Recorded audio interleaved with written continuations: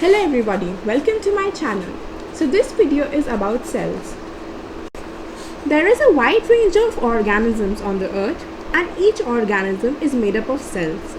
The organisms are archaebacteria, eubacteria, which come under Monera, then Protista, fungi, plants and animals. Now I would like to define what a cell is. So a cell is the basic functional and structural unit of living organism. All cells have DNA as a genetic material which is surrounded by a plasma membrane, use same basic mechanism for energy metabolism. Now the study of cells in all aspects is called cell biology. All organisms are divided into two groups on the basis of the number of cells they consist of.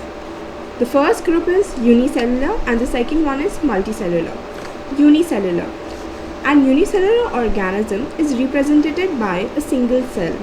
All the activities of the organism are performed by a single cell.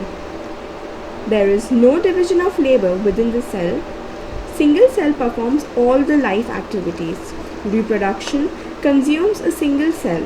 The lifespan of the individual is short and the variation among the organism is also less. Next is multicellular. A multicellular organism consists of a large number of cells. A single cell performs one or few activities of the organism. Cells are specialized to perform different functions of the body so that there is division of labor among the cells. Only some cells of the body called germ cells take part in reproduction and variation occurs which renders a survival advantage to the organism. The lifespan of an individual is longer than that of a unicellular organism. Now we will be discussing about the history of cells. So Robert Hooke in the year 1665 discovered cells while examining a thin slice of bottle cork with the help of a microscope which he made on his own. A cork is a substance which is obtained from the bark of a tree. He named these tiny things which he saw with the help of the microscope as cells. Cells is a Latin word called cellula, which means tiny wombs. He was only able to see the cell wall while he was examining the cork. Next comes Anton van Leeuwenhoek. In the year 1674, he made an improved version of microscope and with the help of that, he discovered the free living cells in the pond water. He also discovered a sperm and identified the sperm cells of humans, dogs, fishes and rabbits. Then Robert Brown discovered the nucleus of a cell. J.E.PURKINJI discovered protoplasm. Protoplasm is the living fluid-like substance present inside the cell. Cell theory. Sladen proposed that all plants consist of cells, and after a few years, Schwann proposed that both plants and animals are made up of cells. This effort was jointly known as cell theory. Now I will be telling the postulates of cell theory.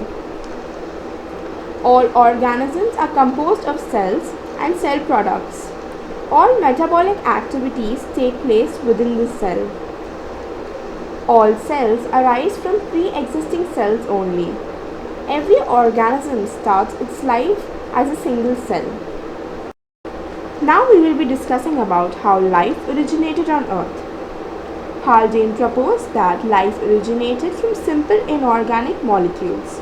Later, Stanley L. Miller and Harold C. Urey did an experiment to prove the statement. They assembled an apparatus to create an early Earth atmosphere with ammonia, hydrogen sulfide, methane over water and there was no oxygen. Then a temperature of 100 degrees Celsius was maintained and electric sparks would then pass through the mixture. Therefore, lightning occurred. After a week, it was found that 15% of carbon was converted into amino acids, that is, simple proteins. Now we will be discussing how cells are studied. Cells are studied with the help of a microscope. Now, a microscope is a high-resolution instrument that is used for observing fine details of the cell. Two common microscopes which are used are compound microscopes. Compound microscope has a magnification range which is comparatively lower, and it uses glass lenses. It uses a beam of light to illuminate the object, and internal vacuum is not required. Next is electron microscope. It has a high range of magnification, and it uses electromagnets and a beam of electrons instead of light.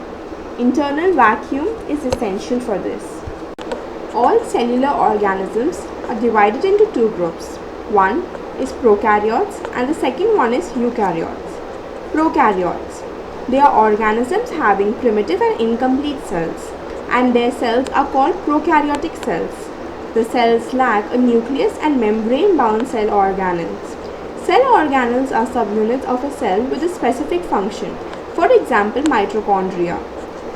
The genetic material is in direct contact with the cytoplasm and there is no nucleolus. The undefined nuclear region in the cytoplasm of a prokaryotic cell is known as nucleoid.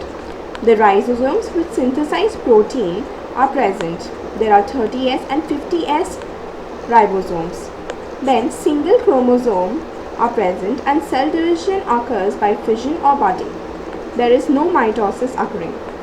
Examples of such organisms are archaebacteria, bacteria, and cyanobacteria. Eukaryotes. Eukaryotes are organisms which have advanced and complete cells, and these cells are known as eukaryotic cells. They have membrane-bound nuclei and cell organelles. They have a nucleolus, and ribosomes are 60S and 40S. It contains more than one chromosome, and cell division occurs by mitosis or meiosis. Examples are humans, plants, etc. Thanks for watching the video. In the next section, we will be talking about the cell organelles and the different parts of the cell. If you like the video, please press the like button down. And if you want to see more videos about biology, then please subscribe to my channel, Rendezvous with Bio. Thank you.